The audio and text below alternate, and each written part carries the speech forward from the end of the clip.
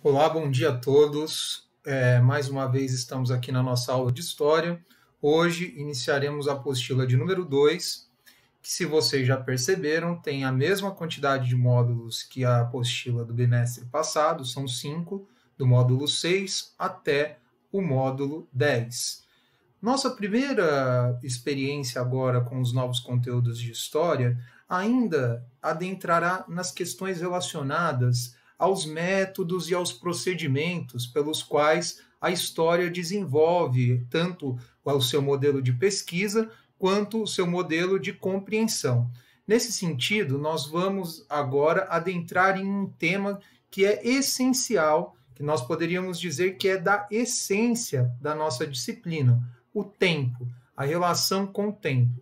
Lembrem vocês que, naquela definição clássica de história, é a disciplina que estuda o homem dentro do tempo e do espaço.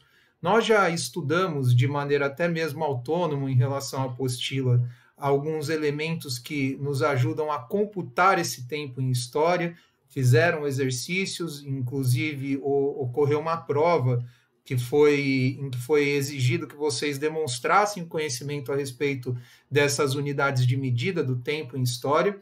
A partir de agora, nós começaremos a estudar o tempo sobre uma outra perspectiva. Que perspectiva é essa? Sobre a perspectiva cultural. Então, nesse sentido, o início do módulo ele vai mostrar aí para nós 4 imagens. E há, lá no Você Sabia, 3 questões. A primeira questão diz o seguinte: você sabia que ao redor do mundo nem todos os povos comemoram o Ano Novo em 1º de janeiro?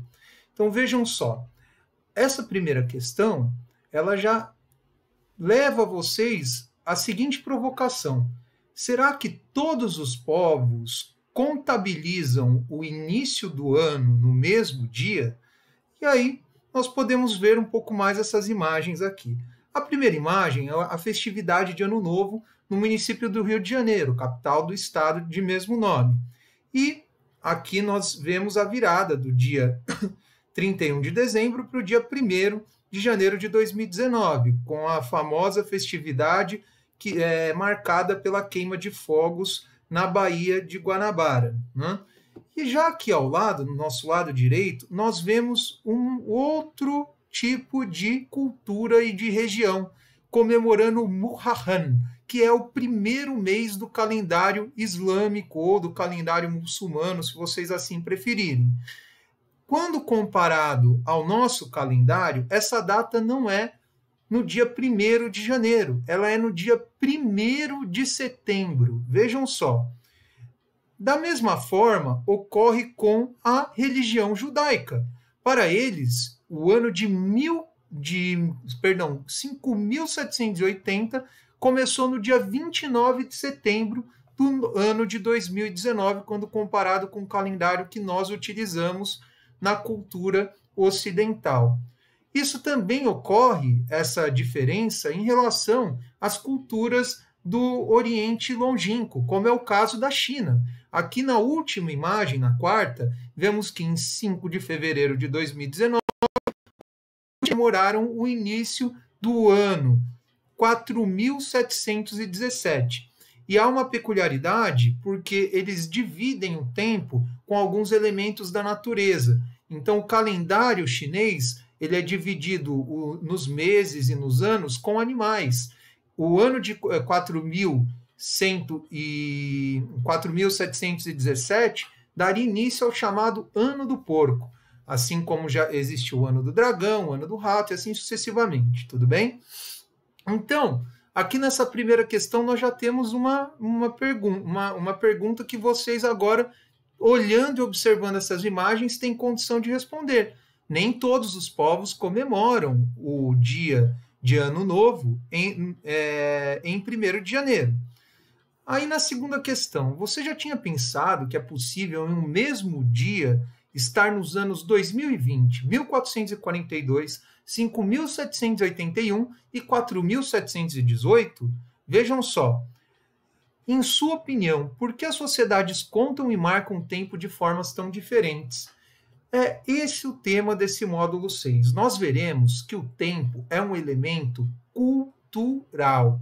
Por isso mesmo, ele é marcado pela diversidade dos modelos de representação da passagem dos acontecimentos. Ao mesmo tempo em que alguns eventos, alguns fatos, são importantíssimos para certas culturas e para outras ou não tem tanta importância, uma importância relativa, ou mesmo nenhuma importância. Por isso, há essa divergência entre a datação nos calendários de cada uma dessas culturas. Entretanto, vejamos isso de maneira mais específica. Olhem só, no terceiro parágrafo da página 118, né, olha o que o texto diz. Como você viu nas fotos de abertura deste módulo, embora o tempo seja simultâneo para as sociedades humanas, ele é contado e marcado de maneiras diferentes por elas. Ou seja, cada cultura irá escolher acontecimentos e eventos e determinados tipos de fatos como relevantes. E é segundo eles que elas organizarão a passagem do tempo. Os critérios para estabelecimento da sucessão dos fatos, dos acontecimentos, ou seja, o tempo, ele é um critério cultural, tudo bem? Então, vejam só. Um marco pode ser importante para um grupo ou uma sociedade, mas não é necessariamente importante para outras. Por isso, a linha cronológica do tempo considera a história de cada sociedade e os marcos que ela julga importantes. Veja algumas representações de calendário a seguir. E aí é interessante que nós veremos aqui dois calendários distintos. Um calendário é o calendário cristão gregoriano. Por que gregoriano, professor? Porque também existe um calendário cristão que ele é chamado de calendário otomano, que ele foi mantido, né, pela Igreja bizantina durante todo o período do feudalismo, do mundo medieval, um tema que vocês ainda estudarão, e acabou se tornando uma contraposição à forma de sucessão de tempo nas sociedades que foram marcadas pelo cristianismo católico, que passou a utilizar como calendário aquele que foi estabelecido pelo Papa Gregório VIII, já lá no início do ano da modernidade, 1582, tudo bem? Então vejam só, daí essa divergência entre os calendários. Hoje, atualmente, o calendário que a maior parte das nações ocidentais, sejam elas europeias, França, Espanha, Portugal, ou mesmo até a Inglaterra, Dinamarca, Suécia ou Alemanha, o Brasil, que foi colonizado também por uma nação ocidental, Portugal, os países da América Espanhola, que foram originários da América Espanhola, como Equador, Peru, Bolívia, e também o México, assim como o grande representante da América inglesa, o país que se derivou dela, os Estados Unidos da América. Todos esses países utilizam o calendário gregoriano, que é esse aqui que está na página 119. Vejam só, aqui demonstra-se que o acontecimento que é marcante para esse calendário é o nascimento de Cristo. Quando nós tratamos nas nossas primeiras aulas da linha do tempo histórico, a cronologia, eu já expliquei a vocês. E aí o que acontece? Tudo que é marcado como depois do nascimento de Cristo, nós contamos de maneira crescente, ou seja, ano 1, ano 2, ano 3, 4, 5, 6, 7, até o ano atual de 2020. Assim como tudo que aconteceu antes do nascimento de Cristo, nós contamos de maneira decrescente, é como se fossem os números negativos, que vocês ainda terão a oportunidade de aprender em matemática. Então, nós acabamos por contá-lo 5, ano 4, ano 3, 2, e assim sucessivamente. Já no que diz respeito ao calendário islâmico ou muçulmano, que é hoje a segunda maior religião monoteísta do mundo, que eu já citei para vocês de uma maneira um pouco mais profunda quando falamos a respeito de culturas monoteístas no módulo 5, o principal acontecimento é a Hégira. Esse tema, islamismo, nós estudaremos de maneira totalmente específica, inclusive tentando compreender todos os elementos que compõem essa cultura no 7º ano. Entretanto, agora é interessante nós notarmos o quê? A Hégira seria um acontecimento importante, por quê? É o momento em que Maomé consegue se tornar o grande líder político e religioso da Península Arábica e desenvolver em toda uma região essa nova religião. Por esse momento, a Hégira, então, passa a se tornar para todos aqueles povos o acontecimento de maior relevância. Dessa forma, marca-se, a partir dela, o ano 1 do calendário muçulmano.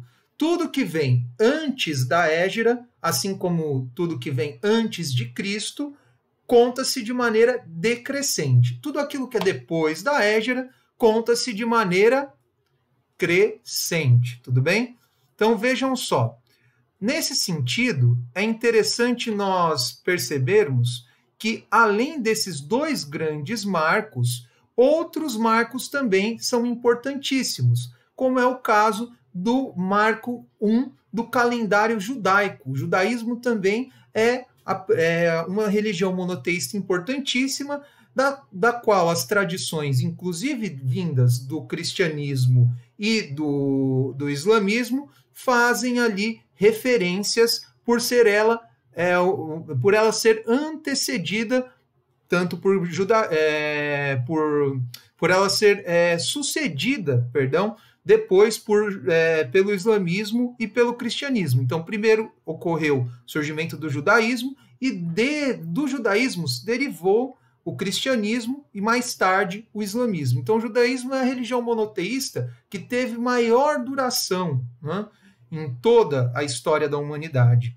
E eles marcam lá o momento do início do calendário, quando Abraão, que é o patriarca, o sujeito que deu início a esse povo, segundo as tradições religiosas, sai de Ur, na Caldeia, que é uma região da Mesopotâmia, uma cidade-estado dos Sumérios, e vai em direção a Canaã, próximo ao Rio Jordão, já lá quase ali na bacia do Mar Mediterrâneo. Esse acontecimento para eles é o momento de fundação e dali se deriva, segundo a tradição judaica, o início do calendário. Por isso, eles estão num ano tão avançado quando comparado ao que seria o calendário cristão ou o calendário muçulmano, que são calendários mais recentes.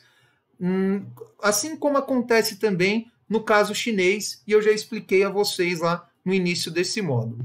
E aí o que diz aqui nesse parágrafo? Vejam só, pessoal. Portanto, para a história da maior parte da sociedade ocidental cristã, o nascimento de Cristo é o que se seguiu. E o que se seguiu a ele foram eventos tão significativos que se tornaram um marco de sua contagem de tempo. Para os islâmicos, o nascimento de Cristo tem menos importância. Em sua experiência histórica, foram eventos da vida de Maomé e o que eles representaram que se tornaram marcos da cronologia dessa sociedade. Judeus, chineses e outras tantas sociedades também utilizam marcos próprios diferentes